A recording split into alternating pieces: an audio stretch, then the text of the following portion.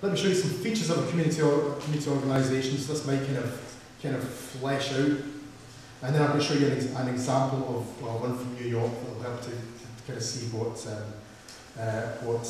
they do. So community organisations are broad-based, multi-issue power organisations. We spoke to people in New York who had built thousands of houses, and they said, we're not a housing organisation, we're a power organisation. So we're not a play organisation, we're a power organisation. The whole intention of everything that they do is to build power, to bring people together in an organised, cohesive way, to be able to research their community, identify their issues, and take action in order to achieve a more just situation for themselves, their family, and their community. This is a belter, as they say in Glasgow. This is really good. They're financially independent. This is so difficult, I think, because the voluntary sector, the third sector, whatever we want to call it, the community sector, is so dependent on the state. So dependent on the state, how can we be an oppositional voice to them? Because as soon as you start to noise them up, they close you down. One of the beauties of certainly some of the organisations that we've seen is that they're financially independent. They receive funds from members, from member organisations, and from foundations. And that gives them a place where they can stand outside of what the government's doing and say, this is wrong, or say, we can do this in a better way, or we're not just going to roll with the punches that come. Wouldn't that be fantastic? Wouldn't it be great to not be waiting for your next 3-year slice of cash and hope that you've done the right thing and hope that you've filled in the right forms? Wouldn't that be lovely? Feel the possibility. They're committed to social justice. As I said before, without high values, these organisations don't work. They're built on networks of local leaders. And when I talk about local leaders, I'm not talking about people that would be even necessarily recognised outside the community as a leader. But these little, you all know these, don't you? The people that know people. The people that will get a message out, the people that can bring together 2 or 3 people, or half a dozen people, and kind of, chat things through with them. It's built specifically on that kind of organic development of networks of leaders, and that's its power. Because it can get messages out, it can get information in, and it can mobilise people. The group that we talked to in New York said if there's a major issue within the community, we can get 7,000 people to meet almost every time. Put your hand up if you can get 7,000 people to a meeting on any issue. Anything at all. They're going to gas you all, they're going to kill your babies. Can you get 7,000? Still couldn't manage it. Not when EastEnders is on. Is that just in Glasgow? So they can mobilise people. Now, a politician can ignore you. No one cares what you think. A politician can ignore half a dozen people. Okay, it's a bit more uncomfortable, but if you get 7,000 people, or the threat of 7,000 people, you don't have to listen to us. But 7,000 of my pals will be around tomorrow, and they'll want to talk to you about it. Politicians don't want that. Policymakers don't want that. Civil servants don't want that. They've got a clear power analysis. It's always about power. Someone is making decisions on your behalf that have an impact on you. Someone's making decisions on behalf of your community that's having an impact on them. Let's just name it as it is. We're not all stakeholders. Some people have power, and some people have power exercised on them. How fair is that? This is a good time to say 5 minutes. Okay. Actually, that's Martin said 5 minutes. It's a good time to say another 20 minutes. It's confrontational, which I might be in a minute. It's creative and pragmatic. I'm going to obviously rush through and see if I can just give you a little flavour of what this organisation did. High value on training, reflection, celebration of victories. Everything is evaluated. There's always a debrief on the stuff they did. What did it do? What did it achieve? Where do we go next? And that's often the crucial question. Often we do stuff and we have a fantastic time, and something happens, and then it stops. Rather than building a power organisation, we have a series of events that don't really always go everywhere. Now, just touch on this very briefly, because community workers hate this, it's absolutely smart, it's great. Built on self-interest. Why do people not come to our meetings? They're not interested. Why do people not get involved in partnership boards? Why would I not get involved in a partnership board? Because I don't think it will do anything for me. I don't think it will meet my needs. I don't think it will change my situations. People will get involved in things that make a difference, that actually tap into something that they have a passion for, or an anger about, or a deep need for. And if we play around on the margins of stuff, no one's going to get involved. So I'm going to say that. Process. For involvement in a community organisation to make sense, community residents must see results or victory. And to do that, you have to identify collective areas of self-interest and build an issue. And I'm going to talk about an issue in a minute. To build power, there must be victories.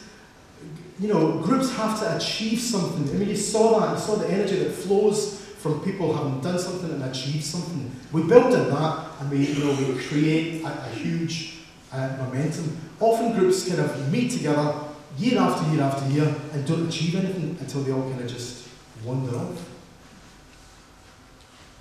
An issue.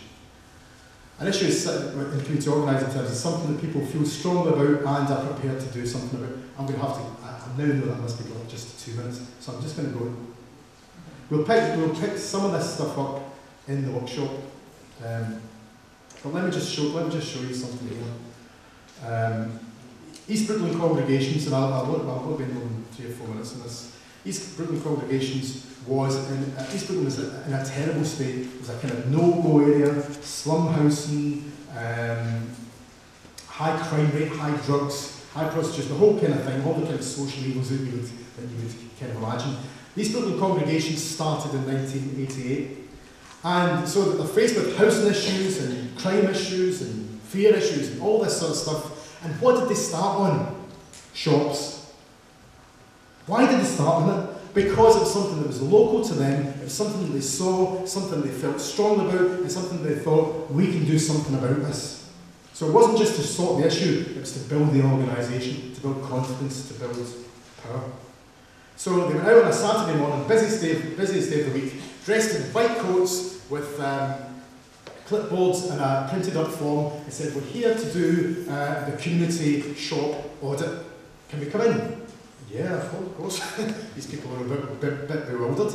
And they did an audit of the food quality, the service, blah, blah, price, all that sort of stuff. And at the end of the audit, they said, here are our set of demands. Here are the set of standards that you have to adhere to, or we won't use your shop anymore. And in that day, I think 80% of the shops in the area signed up, and by the end of the week, they all signed up. One small issue, but a victory. Then this is over a number of years, they trained hundreds of leaders, they have got thousands of members, there's 38 congregations at that time, there might be more, based broadly on churches but other organisations as well. Some people feel uncomfortable about that, but that's just the way it is there.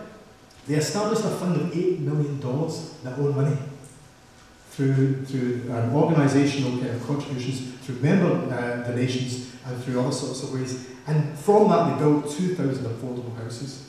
Shall we say another 5 minutes? Oh, if we said another 5 minutes, I'd love you for a long time. Just 5 minutes into the workshop time. They also, now, they run schools, they deal with tenant issues, they deal with community safety issues, they're dealing with the drug issue, but they are a power organisation. And everything they do it's not just about the housing, it's about empowering the community to be able to mobilise, to organise, and to make a change in whatever issues they see coming up. These are houses.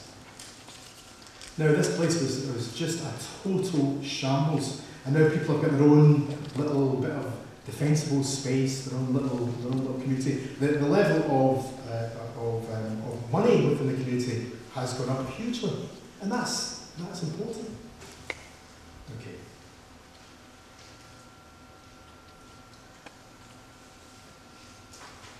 just to finish, and again, these are just some thoughts, really. Opportunities. The government is clearly pushing through an agenda around community organising and the big society. I think that we've got an opportunity to be part of that or to be marginalised from it. I think it's a choice that we make, and I think it's a significant. We all have to make that choice individually, but I think it's a significant choice, and I think it will set in train a whole range of consequences. I think there are similarities in goals and values. And I think that we can pull on that to have a more kind of cooperative, cohesive way of working with communities, rather than thinking they're doing something totally different. If they're doing it right, they're not. And if they're not doing it right, let's help them to do it right.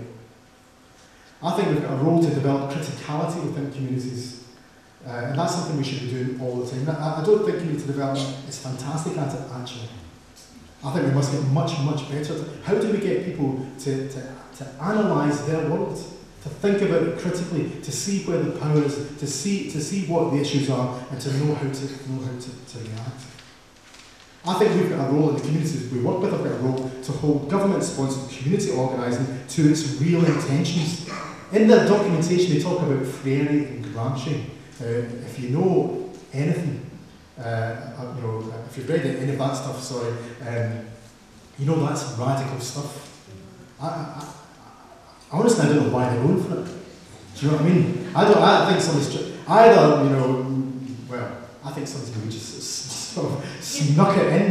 And but if we're a group of people who were doing proper community organising, the government should be scared now, and so they should be.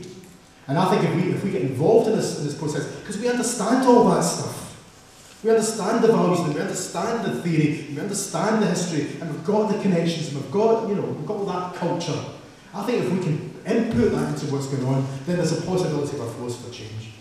I think we also need to take on models of practice which focus on power and change. That's our challenge, I think. Because a lot of what happens, I'll just say in the west of Scotland, because that's where I come from, and I kind of know that. A lot of that stuff doesn't change anything. I can say that without offending you, but you're probably the same.